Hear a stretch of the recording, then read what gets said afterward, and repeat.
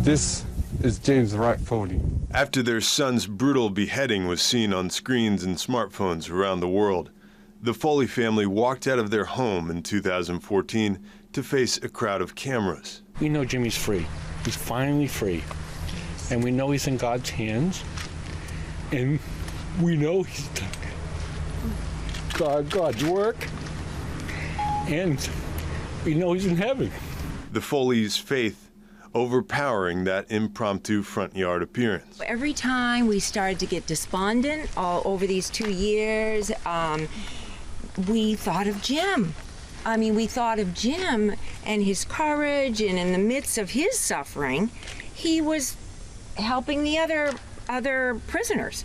There were a couple of much younger people in that cell. Jim was one of the older ones, and he would sometimes just hold one of them, we're told. James Foley's drive to tell stories led to his capture in 2011 and being detained for 44 days in Libya at the hands of loyalists to then-dictator Muammar Gaddafi. I remember getting photographed with a cell phone. My bloodied head from the blows, getting photographed up close and thinking, this is where they find all these photographs that are evidence of war crimes someday, and realizing this is me now. Less than 2 years later, Foley was back in the field covering the Syrian civil war.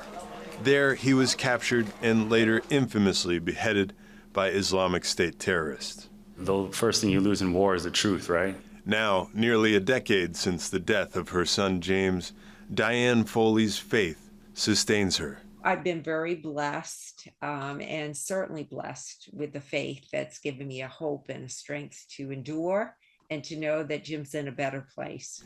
It's through that lens that Foley sees her son's killers. Our Lord didn't put Jimmy in that situation. It's people who we people are capable of some very nasty things.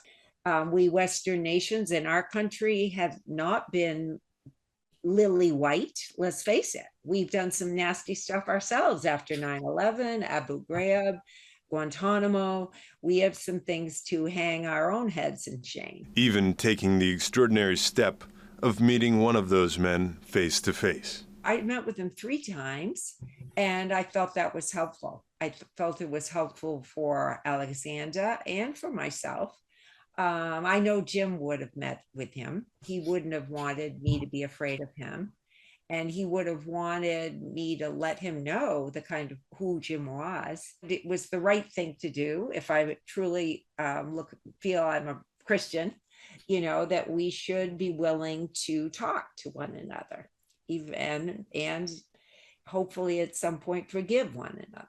The Foley Foundation estimates at least 67 Americans remain captive or imprisoned abroad. Return of Americans is still not a priority. Foley believes the U.S. could have done more for James and must do more now for those other Americans held around the world.